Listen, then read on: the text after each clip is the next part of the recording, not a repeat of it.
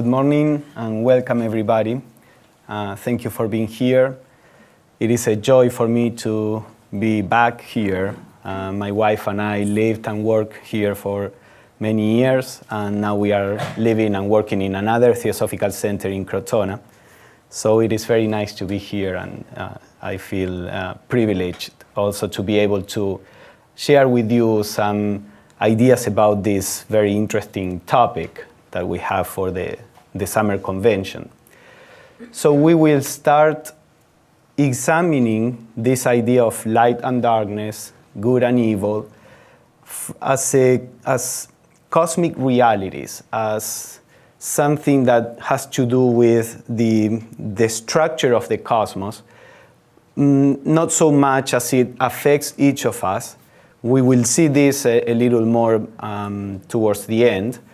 But normally in the Theosophical view, there is this approach to start looking at things in a general way, not in a particular way. And from the general view, we try to understand from that perspective the particulars. Science, for example, tends to do the opposite.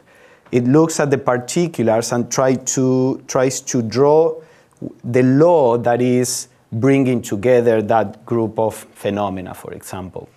But in the Theosophical approach, we try to do the opposite, because then it gives you a specific perspective that I and many others have found enlightening in many ways. So let us start with talking about the problem that arises when we regard the divine as light.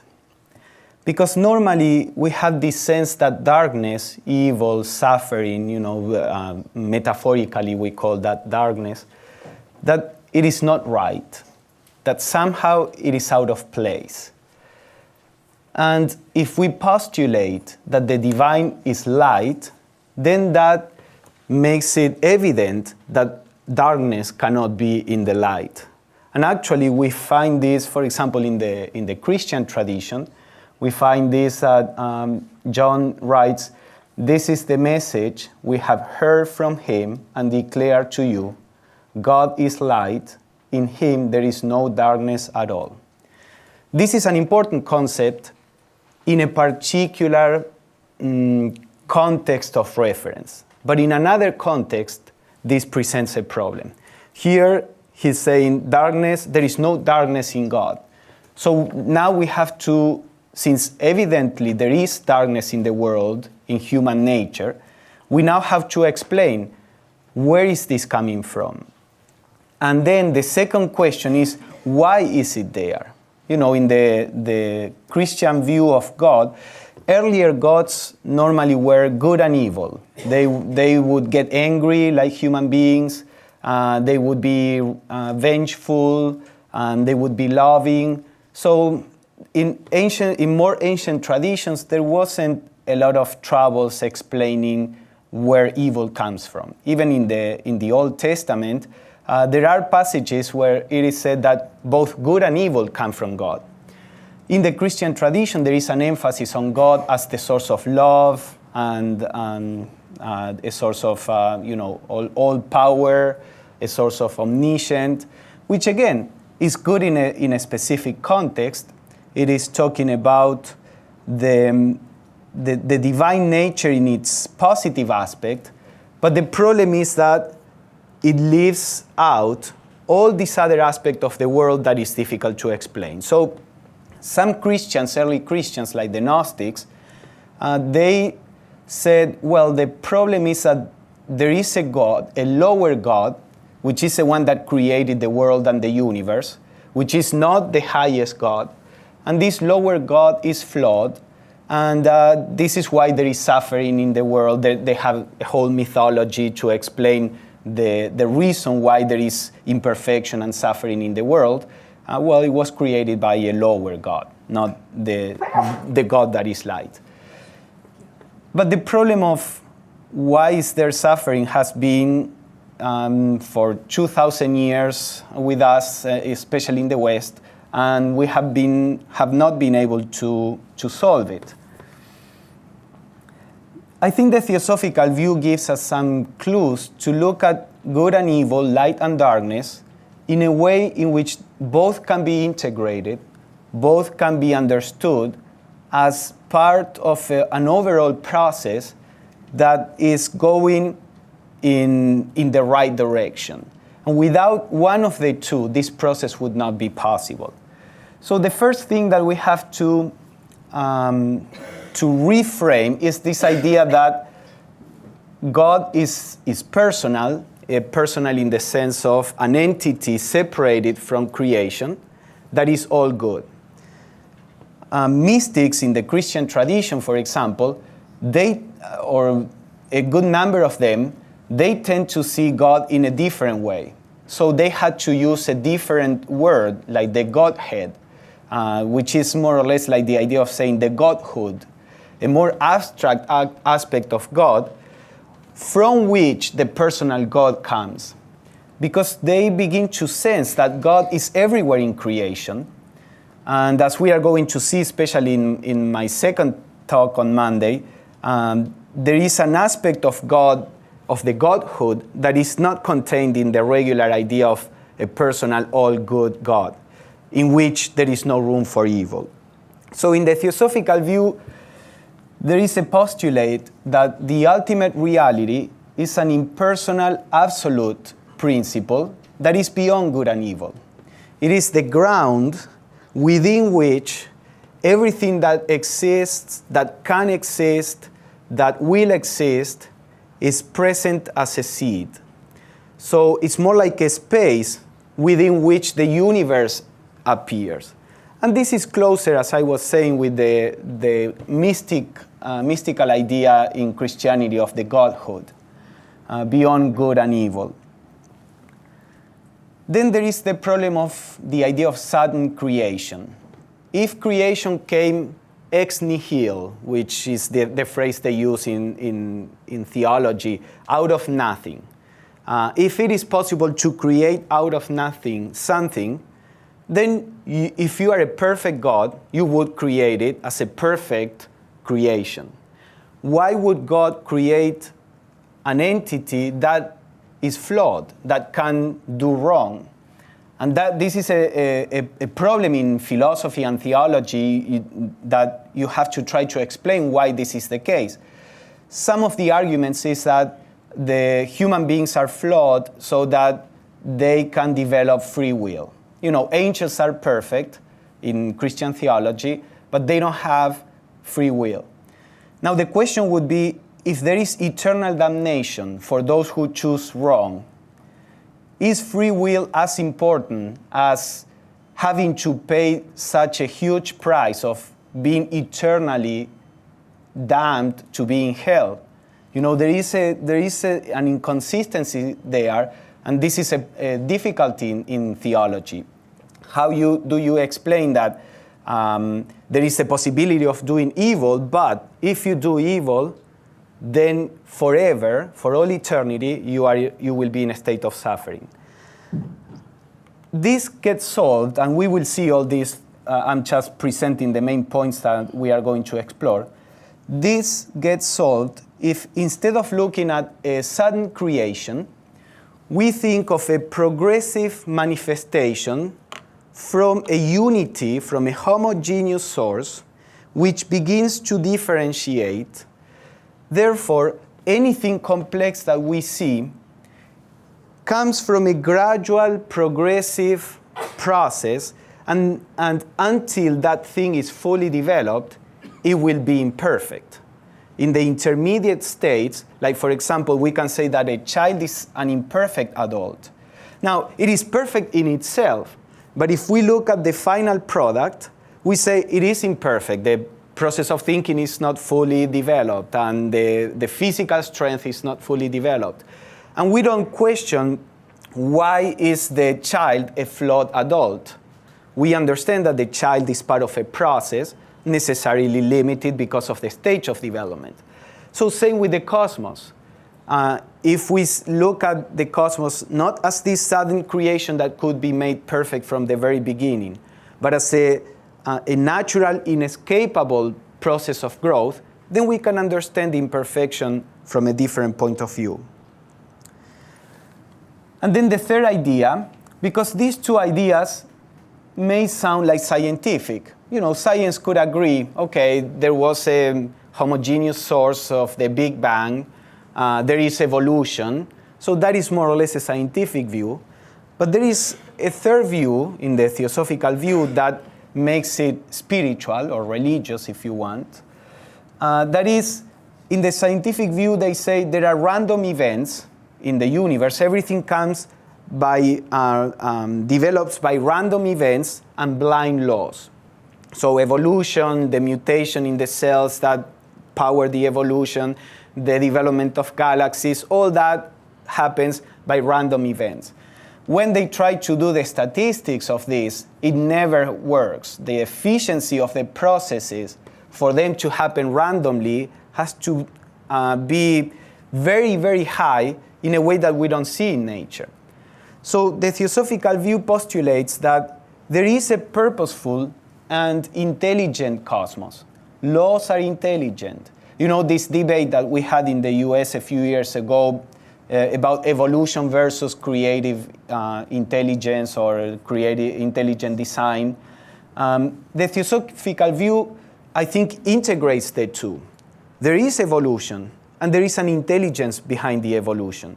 Not creating, but the intelligence, every law in the universe, the instinct in animals, the intelligence that is speaking through this brain now, and that is in you now, all this, there is a background, a fabric of intelligence in the cosmos, and each structure that develops is a channel for that intelligence. The degree of intelligence that will be shown depends on the kind of structure. A rock has its own intelligence, but because the structure is so simple, it can show a very simple intelligence, just a response to the environment, to pressure and heat. Plants have their own intelligence, and animals and human beings and angels. So the idea is that there is an intelligence behind, and therefore, as we are going to see, this is an important point to understand why what we call evil or darkness is important. Actually, it is inevitable if there is intelligence in the cosmos. So let us start looking at the first point, the idea that God is only light. As we know at the beginning of the Gospel of John, there is the idea that the Word was first, the Logos. Now, the word Logos means many things, or can be translated in many ways. The original word in the Gospel is the Greek Logos. It means word, it means reason, it means intelligence. So we can translate it in different ways. And at the beginning there was this intelligence. And that intelligence was the divine, was God. And the divine activity was within that intelligence. So we can think of the idea of the Logos, of the Word, in a more abstract way, like the Neoplatonists did. The Neoplatonists were a group of Greek philosophers at the beginning of the Christian era that influenced the early Christians quite a bit. And the idea is that there is this intelligence permeating everything, this Logos. As I was saying, the fabric of the universe itself is intelligence, so that anything that appears is embodying that intelligence. Now, after saying that there is this intelligence embracing everything, John says that the light appears, this intelligence is life, and then the light appears, and the light shines in the darkness. This implies that there is a background of darkness from which the light appears. And we see this in the cosmos. Light is artificially created by stars, by electrical instruments. When we stop creating light artificially, all that is left is darkness. And this has a deep meaning even from a mystical point of view that we are going to see in the next talk. But the idea is that there is darkness, and within darkness, light appears. And then it is said that the darkness didn't understand the light. Now we can interpret darkness and light in the way of consciousness and non-consciousness, cognition and non-cognition. This is how some Christian mystics interpreted it, like in the famous Cloud of Unknowing, which we don't know who the author was, but he was a Christian monk. He would say that to know God, you have to go into a cloud of unknowing, where there is no knowledge, there is no understanding, there is no cognition, which is like the darkness that cannot comprehend the light. He says, do not think of God as being good. All that is great in an early stage of your spiritual development, he says. And he would say, but keep this teaching secret. These are only for you, because they were dangerous teachings. But, thinking of God as good and loving and powerful, that is all good because it stimulates you to try to emulate that. But if you are going to know the essence of God, you have to leave all that behind. You have to leave cognition behind, because cognition is something of the mind. But there is a higher faculty. We will see all that better in the next talk. Now, the idea is that when light appears in this divine darkness and manifests, what happens when we shine a light and there are objects? Immediately, the objects cast a shadow. So the idea is that as soon as God manifests itself as light, the shadow is created. And I'm sure in later talks this will be dealt with applying to our psychology. So there is a motto in the Kabbalah, which is an esoteric tradition or approach within Judaism, that says, Daemon est Deus inversus, which means the demon is God inverted. The demon is the shadow of God. The evil is the shadow of the goodness aspect of God. Here, both good and evil are aspects of God, which is how then Jung applied it, for the little that I know about the subject, to the human psychology. And as I said, we will have a very interesting talk about that. So the idea is that as soon as the good manifests, evil also manifests. And this is logical, but it's hard to accept if we think that evil is terrible. If we think that evil is something that should not be there, that there could be a universe without evil, then this is something difficult to accept. But as we are going to see, we can see how evil is doing a divine work. Actually, in the book of Job, in the Bible, in what Christians call the Old Testament, we can see how Satan is working along with God. Satan is the challenger, and God allowed Satan to work on Job. Job was the best of men in that area, the most upright man in the area, and because he was especially good, then he had the privilege of Satan coming and working with him. And we will see that what this means. So let's see what Blavatsky says about this idea of light and darkness from a divine perspective. She says, absolute light is absolute darkness. You see, this is interesting. Light is originally dark. We see light brilliant because light is reflected upon objects. But for example, if there is empty space between the sun and the earth, you don't see light between the sun and the earth. You see the light only when the sunlight bounces off the atmosphere and things on earth. Life, before it interacts with anything, is dark. In a universe where there is nothing yet manifested, there is total darkness, which can be also complete light, absolute light. And as soon as something manifests, then that becomes shining, and that produces a shadow. So light, absolute light is absolute darkness, and vice versa. In fact, there is neither light nor darkness in the realms of truth. Good and evil are twins, the progenies of space and time. Good and evil come when manifestation begins, as I was saying. Under the sway of illusion, this separation between good and evil, she says, is an illusion.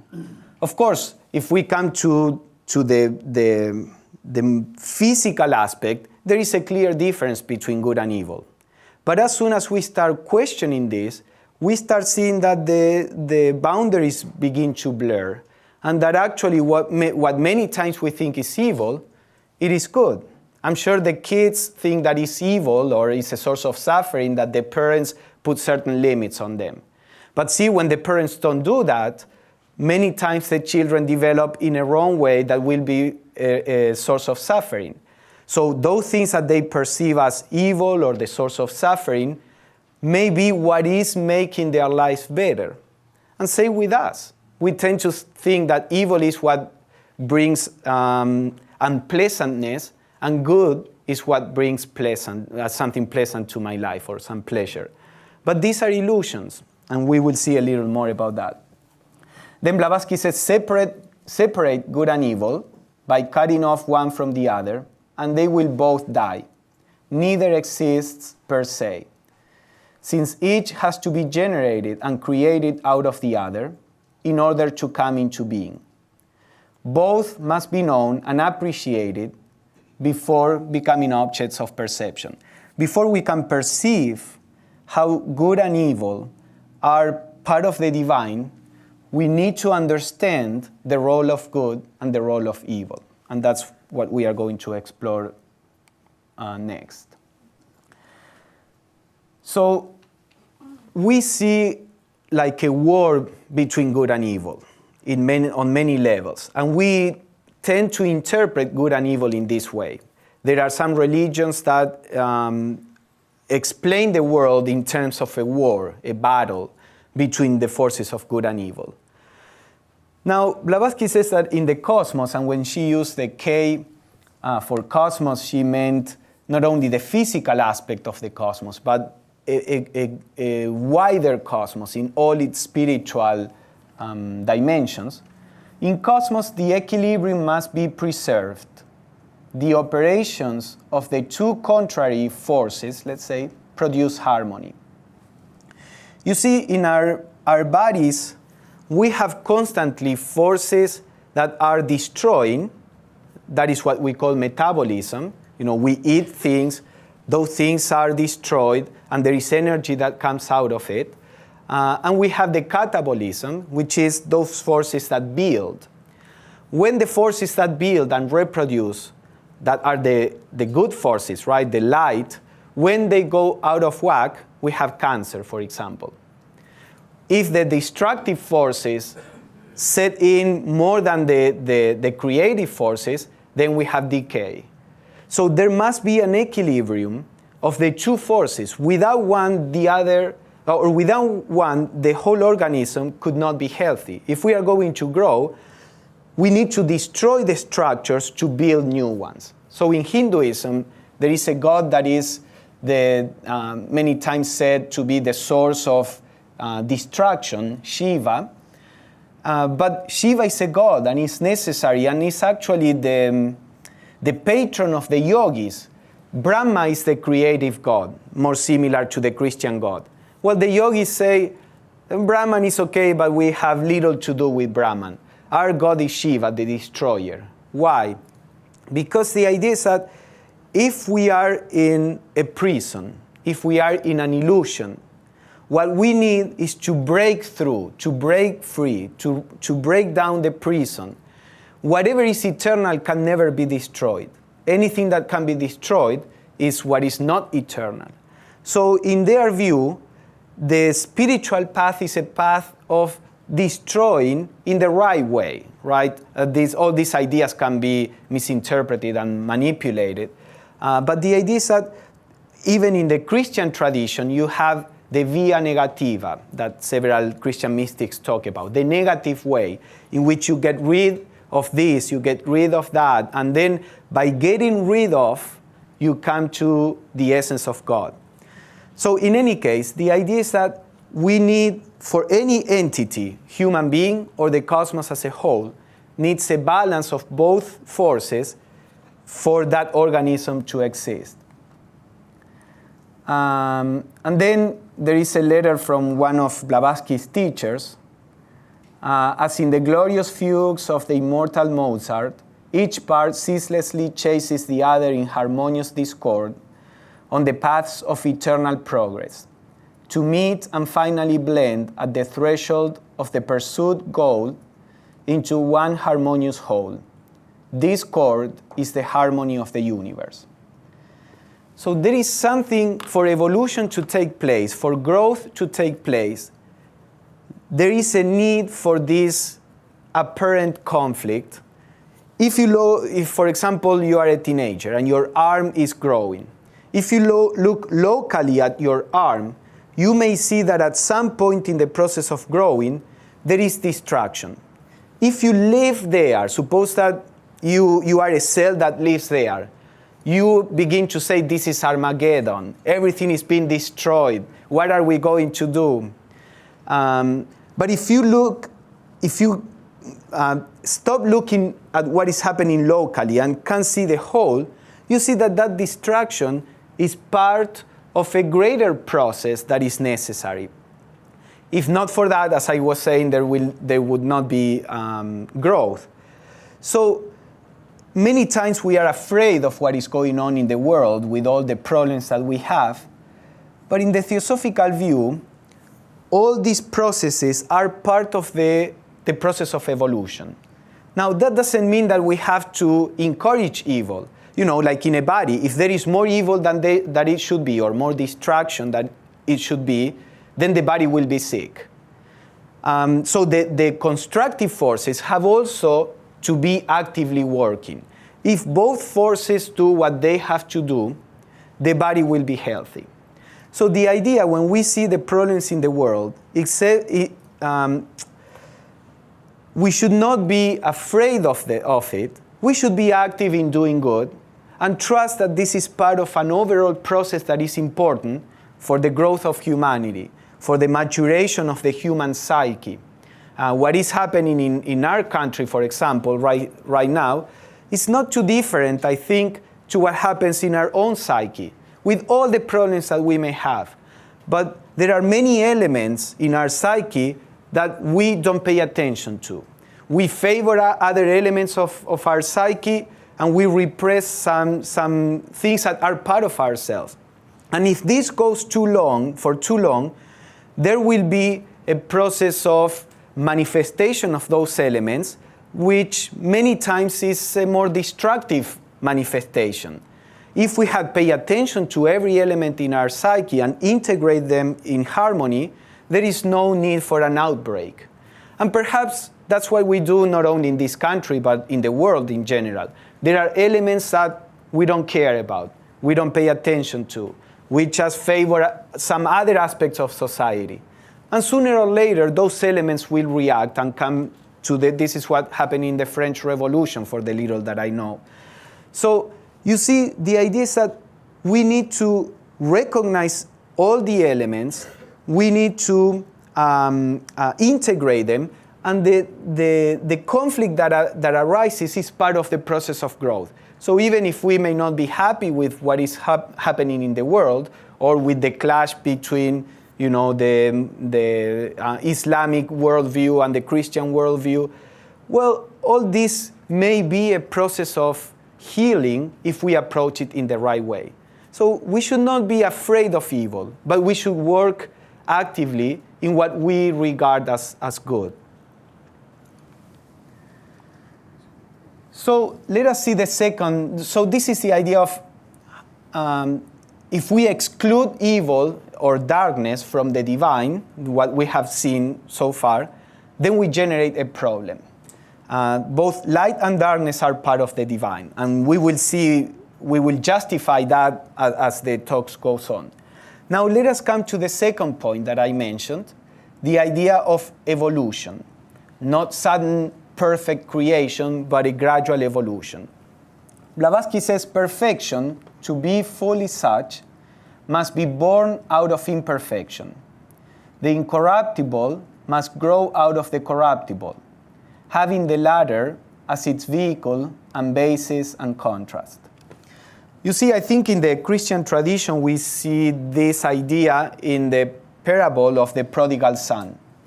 The prodigal son was with the father, in the house of the father, and that was good. But then he was tempted by the world. There was a world out there that he wanted to know, that he felt drawn to. And he leaves the house of the father and he goes into the world and suffers and enjoys and have all the restlessness of the world until he realizes, you know what? Being in the house of my father is the right thing to do. This is my home. This is what I am supposed to do. So he returns to the father.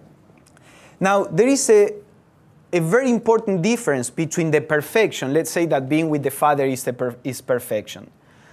The inherent perfection is always corruptible.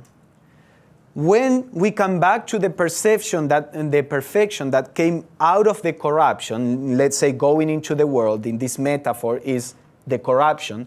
But when he comes back, the world is still there, but he's not tempted any longer to go into the world. He's in the same state of perfection in the house of the Father, but now is a self-conscious, chosen, in a sense, perfection. So this is what Blavatsky is saying here. When things begin to manifest, they are inherently perfect. But in the process of differentiation, separation arises, conflict between the parts, identification with the parts against the whole. But through all this process of friction and conflict, the divine intelligence that is expressing through each of the parts realizes what it is to be perfect, realizes the unity that is underlying everything, and then that divine consciousness, which got fooled by the separation at the beginning of illusion, now it can live in the separation, but with the constant recognition of the unity. So this is, again, the idea that it is only through imperfection that an everlasting perfection can appear. We see many cultures had a wonderful culture with a lot of development, compassion, spirituality, and they all get corrupted. So we say we should go back to that. But if we simply go back to that, we will be corrupted again. What we need to go is to go through the imperfection as fast as possible, learning from it, and develop a new society that will be perfect as perhaps there were in the past, but now with this full self-awareness so that it is not going to be corrupted again. Or this happens with people living a simple life. They are wonderful people. You bring them to the city with all the temptations, with the ambition, competitions, and they get corrupted. Again, receding from the problem is never the solution.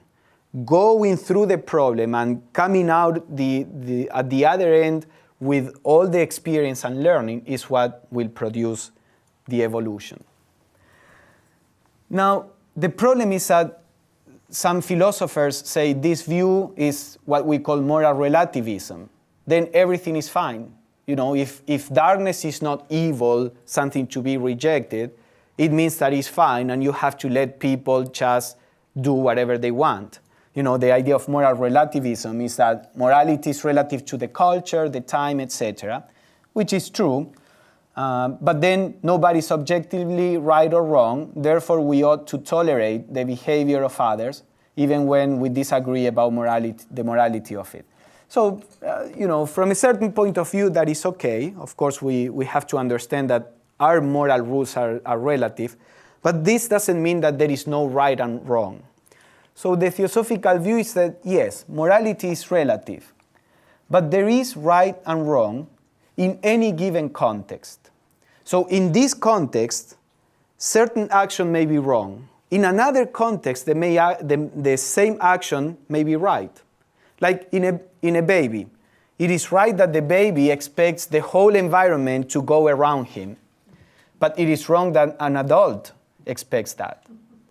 So you see, morality is relative to the process of evolution, to at what stage a society, a person, a world, at what stage an entity is, that will determine what kind of morality is right. And within that stage, there are things that are right and there are things that are wrong.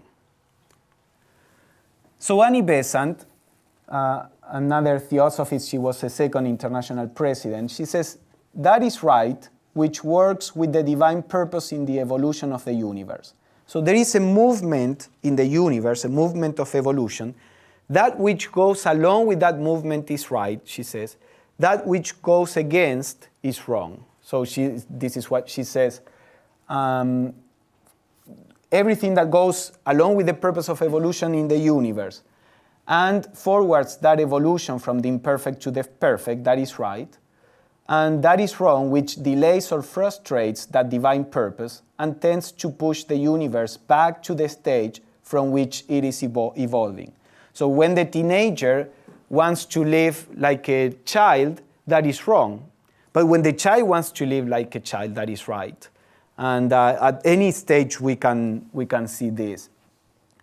Now, if we look at that idea, perhaps we shall acquire a clear view of this law and no longer feel uneasy over this relative aspect of right and wrong, over this relativity. Now, of course, this implies that we need a certain wisdom to know what is right at each stage. For the most part, we know that with raising a child because we went through that process, and we have a general idea, if we are healthy adults, about what is right and wrong for that. But then when it comes to humanity, it needs far more wisdom. And the study and meditation on all these spiritual teachings given by people who have attained complete wisdom is very important for us. So for example, in that view, if the purpose of evolution is going from man to monkey, then of course there are certain things that are good. Sometimes we justify our aggression saying, well, aggression is in nature. Yes, but nature has its own laws. The mind and the free will is not developed in other aspects of nature, so they don't need to account for morality. There is other things that nature is doing with animals, for example, that is different from what nature is doing with human beings. So something that is right for nature may not be right for a human being, and vice versa. So Annie Besant says in the past, in this process of evolution, separateness was right. The great course of the divine life stream was dividing itself into multiplicity. You know, the idea in the Theosophical view is that everything comes from a unity and first goes into separation. In unity, there cannot be consciousness because consciousness implies me being conscious of something that is not me. If I am everything, if there is no other thing but me, how can I be conscious of something when there is nothing else? So the first stage in the process of evolution is separating the divine, but this is an illusion. It's like it looks like the divine gets separated because material forms are created through which the divine is manifesting all over the place through the different forms. But then the divine gets identified with each form and says, I am this form, I am this form, I am this form. Now that is a necessary process at a certain point in evolution to generate the sense of I amness. You know, in the Bible when God is asked, who are you? I am that I am. This idea of I am, self-consciousness, implies the need to create separate centers. But then once this is developed, we have to recognize I am not this little fragment from which my sense of I amness grew, but I am the whole.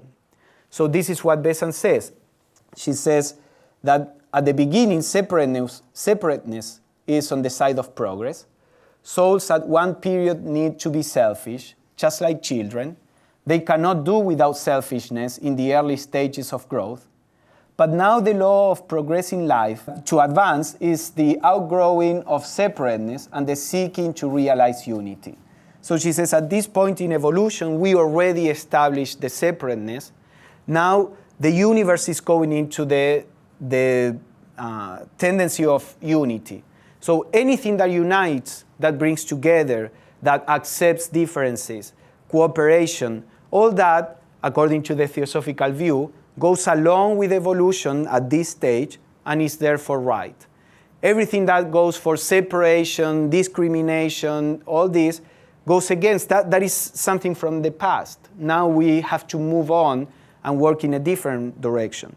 So this is what would tell what is right and what is wrong, which is different from what right and wrong was before.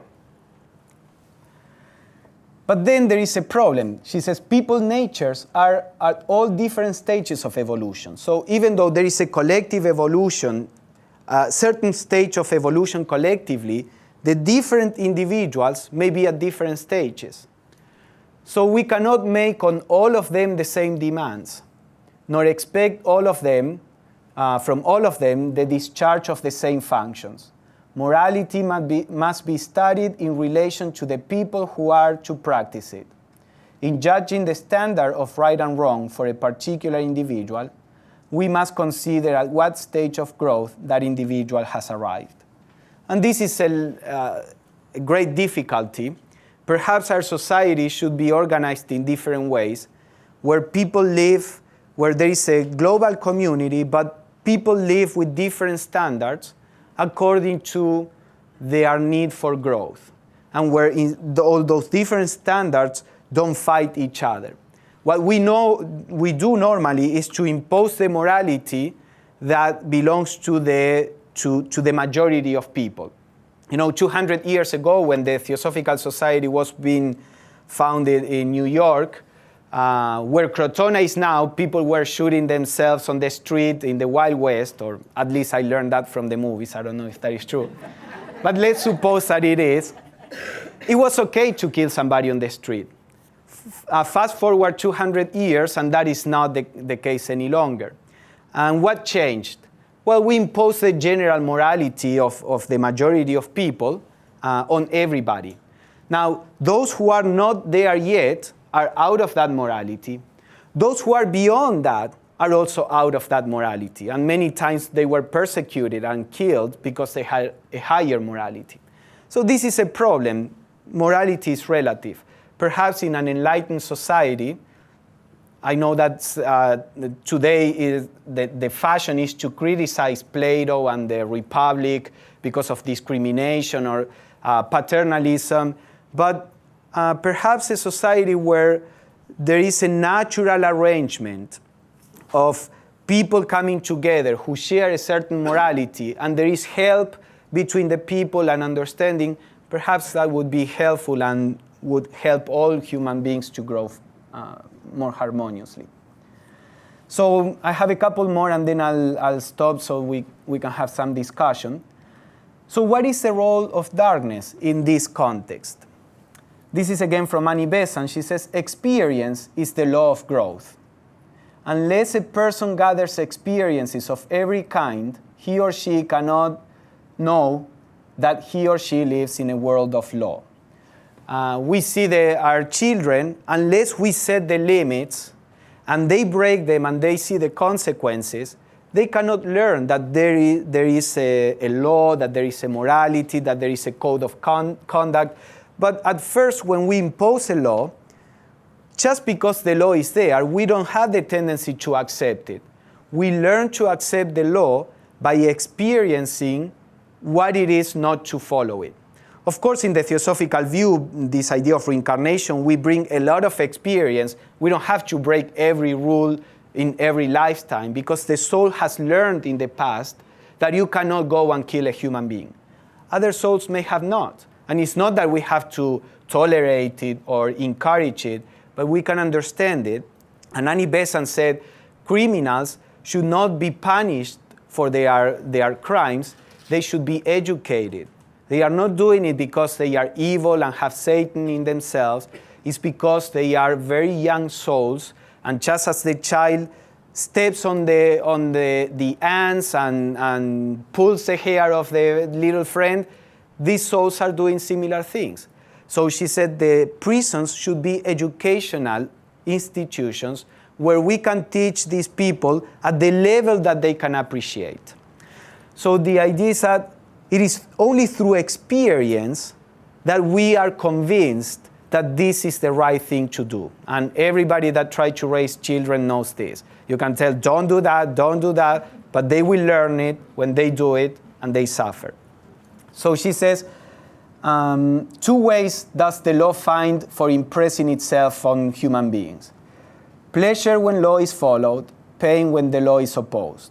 If people did not have every sort of experience, how could they learn of the existence of the law? And then she goes on, how can discrimination grow between right and wrong unless there is the experience of both good and evil? You cannot know light without darkness, motion without rest, pleasure without pain. So you cannot know good, that is harmony with the law, without knowing the evil, that is discord with the law. So if intelligence is going to be developed, and this is one of the main purposes according to the Theosophical view for the universe, evil is a necessary teacher. We don't learn without experience as a soul. So if not for evil, we would remain perhaps as mindless human beings. Actually, when Blavatsky talks about the development of humanity on earth, she says the bodies are formed, and the souls are held not to incarnate in the bodies until the bodies grow. They are more biological tendencies, many of the things that we call evil, like aggression and separateness and all this. And then the souls are allowed to incarnate in humanity, and the human bodies become real human beings.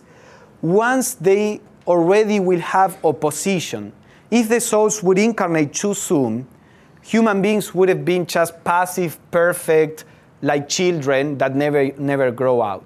The idea is that in the contrast between the tendencies of the flesh and the spiritual tendencies of the soul, in that contrast is that the awakening of intelligence is possible. And then Annie Besant said, we need experience of good and evil until we learn to discriminate between them, but no further.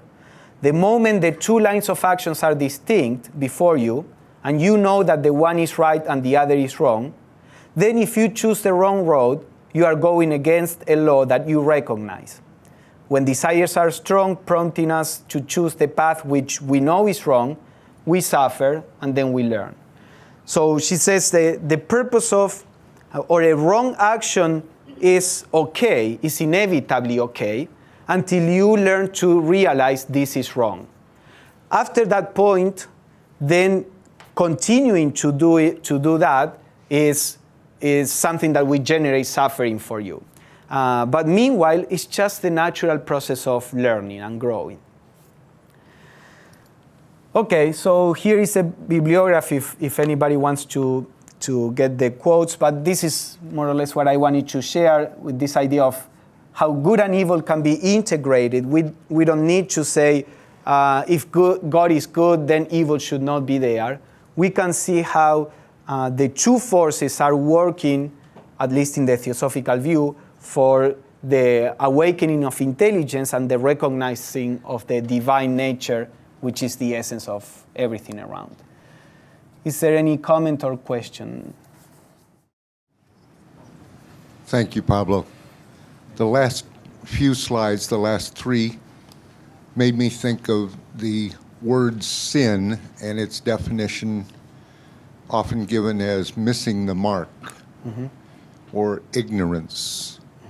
So I'd like you to comment on that. Yes, actually, I was also thinking on those lines when I was saying it, so probably I just got your thought. But the idea, you see, a sin is doing something that is not right, that misses the mark, depending on where you are at. So sin is relative from this point of view. In a certain stage of human evolution, something that is sinful is not sinful because this is what this soul needs to experience. So even if it is a wrong action, the wrong action is not sinful.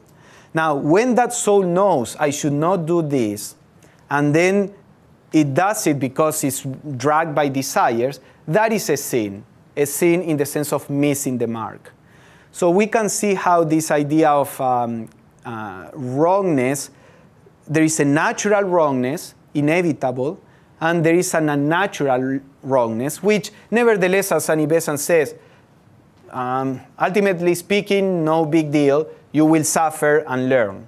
Of course, if you think that sin will lead you into eternal suffering, then the process of growth is stopped. But if you think that the suffering is always temporary and is an educational tool, then you say, okay, just like you say with your children, if you cannot trust my knowledge, my wisdom, you'll have to go through that, suffer, and then you will learn. Now, we wouldn't be able to do that if we think that our children will do something wrong and be suffering for all eternity. Then you say, no, don't do it, and you may, put chains around because the price is too high. It hit me when you mentioned the parable of the prodigal son. I like that. I like that story. And I think we all are prodigal son. And we need to leave the house, our house, the house of God, let's say, because we are all children of God. And all of us has talent, different talent, and we need to spend that talent. Mm-hmm. So when the prodigal son come back to the father, the young son complained. Mm-hmm. He said, why? You celebrated the return of my brother who was lost. I helped you all the time. I was here. You never gave me anything. Mm-hmm. Yeah, no, that's an important part of the parable. And the son said, how come? I've been with you all the time. He's coming back and now he's greeted like this. But if you see from the point of view of evolution, the son will leave the house. He will be tempted by the world and will be corrupted and then eventually will return. So the returning son has accomplished a journey that is an obligatory pilgrimage, in Blavatsky's words. And that's why the father is greeting this child and not the one that is inherently good because he has not yet been tempted. Thank you. You started the presentation out by talking about how in some instances you start with the generalizations and you go to the specific, and in others you start with the specific and go to the generalizations. My question is that I wonder aren't there rules of logic that allow one to progress downward and rules of logic that progress from specific to generalizations? And then I don't quite understand how one can talk about good and evil from the personal family point of view and the cultural point of view, and then generalize that about the universe and divinity. How do you make that logical jump? Mm-hmm. Logic can take us only so far. Logic is within the realm of what in theosophy we call the lower mind, the concrete mind. And the lower mind, the concrete mind, as Western philosophy has discovered, is limited to the particulars. Because all our thoughts that come from the lower mind or that take its origin in the lower mind come from the experience that we bring through the senses. We never see patterns. We never see the universals. So much so that many modern philosophy is rejecting the idea of universals because it's becoming more and more intellectual, and therefore, with an intellectual approach, you cannot perceive the universal. The universal is just an abstraction. So you can use logic to go to as far as the mind can take you, but then a higher faculty, that we will talk about that in my second talk, is needed to perceive the universals. Now, talking about this, for example, how can you look at the local from the universal point of view? I gave a couple of examples. The country and the world is in a period of unrest. Now, without encouraging what we think is evil, without justifying it, can we understand this unrest from this more global perspective? We are growing, we are realizing. Blavatsky said in one of the quotes, it is only through contrast that we understand. When some aspect of humanity is highlighted, the opposite also is rose to contest that aspect. And we see it in our culture. Certain attitudes are being encouraged, and that is creating a reaction, perhaps shaking people out of their complacency to stand up for what they think is good. So even though there is suffering, there are things that we wish would not happen, we can understand the process as a process of cultural growth. And unfortunately, this is how we grow, individually and culturally. So that is an example. Okay, my question was for you to comment on, you talked about missing the mark, darkness and evil, and then people would suffer in order to learn and grow. But what if the dark choices or the evil choices end up with rewards? Like, I'm a thief and I steal and I'm okay with that, and I'm just happy I get more and more and more, and so I feel rewarded with my choices. Again, if we look at life with a short perspective, that is true. We see it constantly. But with a wider perspective, the growth of the soul takes eons. Because there is something very deep and profound that has to happen. It's not just intellectual knowledge. It's not just, you have two children. You tell one, don't do this, and he or she doesn't do it. You tell the other one, don't do this, and that person will keep doing it. What is the difference? The difference is that their souls have already learned that or not. And of course, you have to keep trying to guide the child, but it's something that the soul doesn't learn merely by having somebody tell you what happens. So if we look at the soul and the different incarnations, the soul is allowed to have temporary pleasure and reward, and then that naturally produces a consequence in the next lifetime that it's what we could call, a life of suffering and regret and things like that. And of course, this personality cannot connect the two. But it's not the personality the one that is learning. It is the soul. After each death of the body, the soul, according to the Theosophical view, spends a long time in meditation, looking at life from the higher perspective when the desires are not compelling any longer, the fears are not there. In meditation, we try to leave all that behind to have a clearer view. This is what life does when the body dies. Naturally, the soul is divested of all these elements that blur the soul's eyes, and then the soul can see and understand and say, okay, I did all this, it was great, but see what was the result. And then, little by little, with each incarnation, the soul comes with the intrinsic knowledge, I should not do this.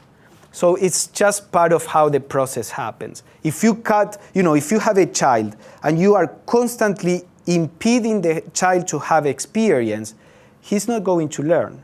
You have to let the child have the experience to learn from it. And that's what life does with us.